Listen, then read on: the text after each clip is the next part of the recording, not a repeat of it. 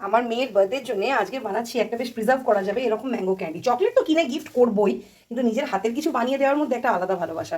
দেখো এখানে জল ফুটছে, নুন হলুদ আর লঙ্কা গুঁড়ো, আর কিছু দেওয়া নেই। এর মধ্যে দিয়ে দেবো আমটাকে। আমটা কিন্তু সেদ্ধ টেদ্ধ করার কোনো ব্যাপার নেই, 2-3 মিনিট জাস্ট একটু বয়েল হবে, মানে জাস্ট একটু বয়েল, পুরো কাঁচা নয়।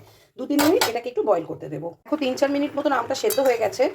এই প্রসেসে তো আমটা মানে খুব সামান্যতম একটু নরম হয়েছে, নুন হলুদ আর লঙ্কা গুঁড়ো সাথে ঢুকে গেছে।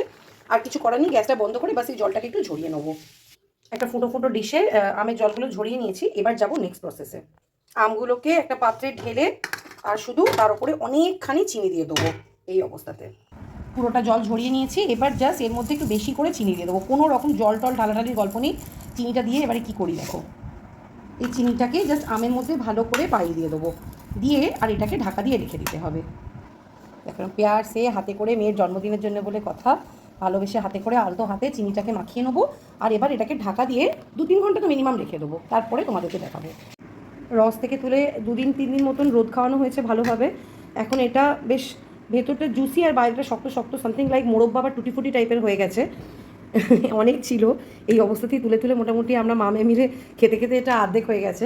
এটা আর একদিন রোদ খাওয়াবো, ঠিক আছে। একদম ড্রাই ড্রাই সুন্দর ম্যাঙ্গো ক্যান্ডি হয়ে গেছে।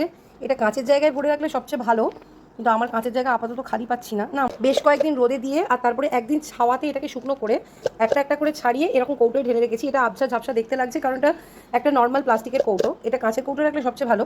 কিন্তু আসলে আমার হাতে পায়ে লক্ষ্মী তো, ওই জন্য কাঁচের কৌটো বেশি ইউজ করি না। এবার এটা যখন ইচ্ছা তখন তুলে খেয়ে নাও, আর মেয়ের জন্মদিন অবধি এটার চলবে না আর কি। ভালো লাগলে সবাই লাইক করো, সত্যি খুব টেস্টি খেতে। দাঁড়াও তোমাদের একটা তুলে দেখাচ্ছি।